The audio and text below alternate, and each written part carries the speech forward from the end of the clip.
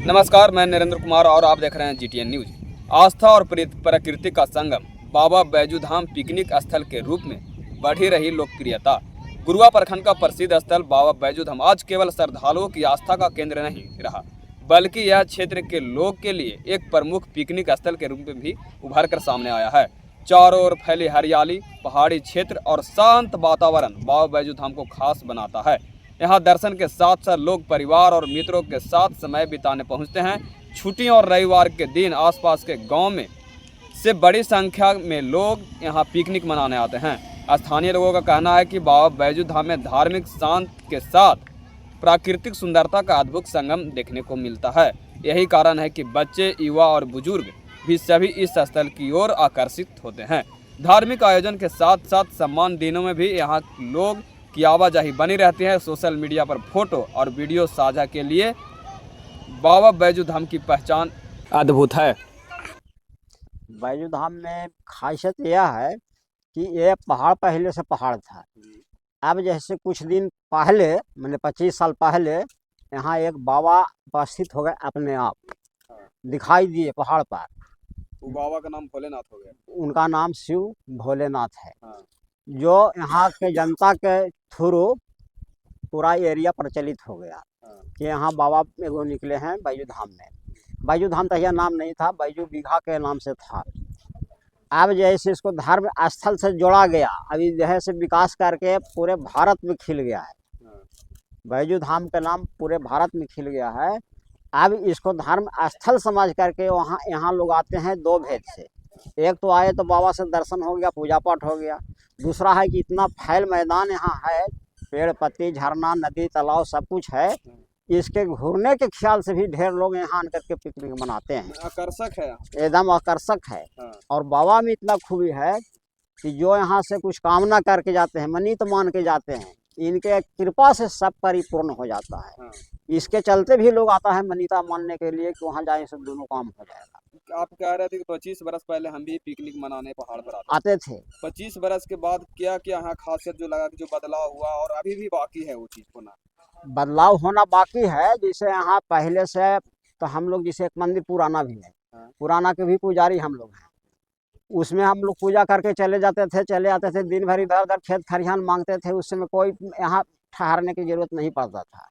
आज जो है से विकसित होने के बाद इतना धर्मशाला बन गया, इतना यहाँ ठहरने का व्यवस्था हो गया। समय लगता है तो भोजन छाजन सब का व्यवस्था है। अगर जरूरत लगेगा, किसी से लड़ाई झगड़ा हो गया तो पुलिस प्रशासन की भी व्यवस्था है। और 25 बरस पहले ये सब कोई व्यवस्था नहीं था। अगर एगो सियार भी छेक लेता था ना, तो कोई जरा से उसको ढेला मारने वाला भी नहीं मिलता था 25 बरस पहले। बैजू धाम विकास में अहम भूमिका किनका? लालू जी सर्वप्रथम यहाँ चरण रोपे हैं और आए, उनके थ्रू यहाँ विकास हुआ। उनके थ्रू जल चढ़ना शुरू हो गया, उनके थ्रू शहर बाजार लगाने का व्यवस्था हो गया। इसलिए यहाँ जो है से पर्यटन से भी जोड़ा गया, सब चीज़ यहाँ व्यवस्था हो गया लालू जी के तरफ से। माननीय नेता लोग बहुत से लोग आए हैं, जहाँ जहाँ अपना बोर्ड भी लगा के गए हैं। मैंने पहले बार बिहार के पूर्व मुख्यमंत्री नहीं, उस समय सुप्रीमो लालू प्रसाद यादव जब जल अभिषेक किए, उसके बाद से जल अभिषेक चालू हो गया। चालू है, चालू है। हाँ, चालू रहेगा। कर गया उस समय से विकास होते रहा है, अभी तक हो ही रहा है कि अब कमेगा नहीं। हाँ, होते रहेगा। उस समय से विकास चालू है। हाँ, चालू है। यहाँ कमी कौन कौन सी है जो कि अभी जरूरी है बैजू धाम के लिए? अभी बहुत सा काम बाकी है। जैसे हमको लोग को झरना भी बनाना है, हम लोग को इसमें तालाब बनाना है, उसमें नाव लगाना है, बागवानी करना है। और घूरने का पर्यटन जो अथी होता है धर्म स्थल के घूरने के लिए, हम लोग पार्क बना रहे हैं 50 एकड़ में। अभी चालू नहीं हुआ है, लेकिन ये 26 के अंदर में वो सब चालू होने वाला है, सब में काम लगने वाला है। विधानसभा के पूर्व विधायक विनय कुमार यादव, उनका यहाँ के लिए कोई सराहनीय कार्य रही या नहीं? रही, सब दिन रहा। हाँ। सब दिन रहा। कोई भी कार्य होता था तो विनय जी के यहाँ आगमन सबसे पहले होता था। और कोई काम के लिए वो पीछे नहीं हुए। सावन में भर महीना जैसे रात या दिन अखंड जलाने के लिए अपने घर से घी देते रहते हैं। भर सावन, चाहे जितना घी जल जाए, जितना प्रसाद खर्च हो जाए। ये सब सराहनीय। विनय यादव जी के विधानसभा में रहते भर में भी ये सब उनके योग रहा। उनकी पत्नी के भी सहयोग रहा कि साल में कम से कम 3 बार रुद्राभिषेक करवाते थे। हाँ। धाम विकास में किनका अहम भूमिका है यहाँ बाबा बताए। उसके बाद बैजू धाम के अध्यक्ष कमेंद्र यादव हैं, इनसे जानेंगे कि बैजू धाम 1 जनवरी या नए साल में लोग पिकनिक मनाने क्यों आते हैं, विकसित कब हुआ बैजू धाम का। ऐसे तो पहाड़ी स्थल माना जाए तो मंडा पहाड़ भी है, लेकिन वहाँ लोग नहीं जाते हैं पिकनिक मनाने। वहाँ नया साल के रूप में उतना पिकनिक नहीं मनता है जितना बैजू धाम प्रसिद्ध है। आखिर प्रसिद्ध होने का वजह क्या है, यहाँ के बैजू धाम के अध्यक्ष हैं कमेंद्र यादव, इनसे जानेंगे और जानकर आपको बताएंगे। सबसे पहले आपको और आपको चैनल का धन्यवाद, जो आप लोग बाबा बैजू धाम के विकास के लिए हमेशा तत्पर रहते हैं। ऐसे तो 2000 में यहाँ पे ग्रामीण जनता के द्वारा खुदाई के माध्यम से शिवलिंग का स्वतः शिवलिंग ज्वलित हुआ उत्पन्न हुआ है।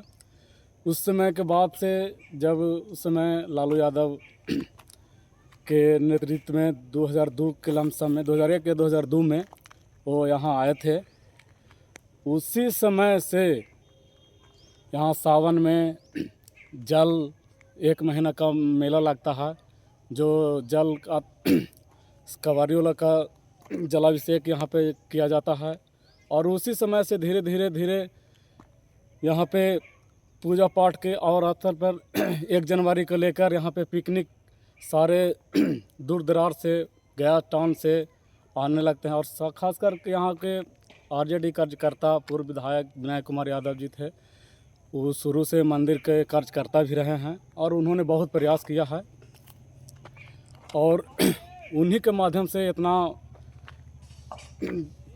प्रति बैजू धाम मंदिर विकसित भी हुआ है। उनके नेतृत्व में भी बहुत कार्य भी हुआ है। और उसी चलते धीरे धीरे जैसे ही समय दर समय बढ़ता गया, जैसे ही बैजू धाम का और विकास भी होता गया। और ख़ास करके पूजा पाठ के और अलावा भी 1 जनवरी को लेकर ज़्यादा पिकनिक के रूप में बैजू धाम पहाड़ी अभी एरिया में ज़्यादा प्रचलित हो गया है। नया विधायक है उपेंद्र दांगी, क्या उनसे उम्मीद करेंगे? नया विधायक हैं उपेंद्र दांगी, उनको भी मैं धन्यवाद देता हूं। और वह हैं विधायक, तो हम तो यही चाहेंगे कि जो भी बैजू धाम के समस्या है, जो कमियां हैं, वो उनसे हम लोग उनको माध्यम से जाकर बताएंगे और उनसे मांग पूरी करवाएंगे कि हाँ यहाँ जो समस्या है टूटी फूटी और या भी कोई भी कार्य हो यहाँ पे क्षेत्र के बारे में, बैजू धाम के बारे में, विकास के बारे में, उनसे हम लोग चर्चा करेंगे। कौन कौन सी ऐसी समस्या रह गई होगी अभी तक बैजू धाम के लिए? ये समस्या तो एक अभय कुशवाहा जी बोले थे कि एक चबूतरा बना देंगे तो बन जाएगा, लेकिन और एक शादी मंडप एगो बनना है।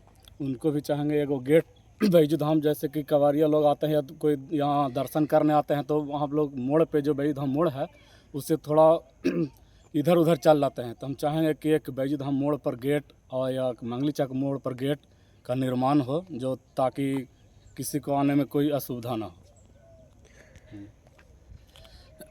और हम तो विधायक जी से यही चाहेंगे कि वर्तमान में विधायक अभी जीते हैं तो उनसे यही चाहेंगे कि सबसे पहले तो दरियापुर का रोड चौड़ीकरण के लिए आप मांग उठाइए, मुद्दा उठाइए और जल्द से जल्द उसको चौड़ीकरण के रूप में कार्य शुरू कीजिए। और यहाँ पे हम लोग के मंदिर के बगल में ही एक तालाब है, उसका सौंदर्यीकरण भी ज़रूरी है।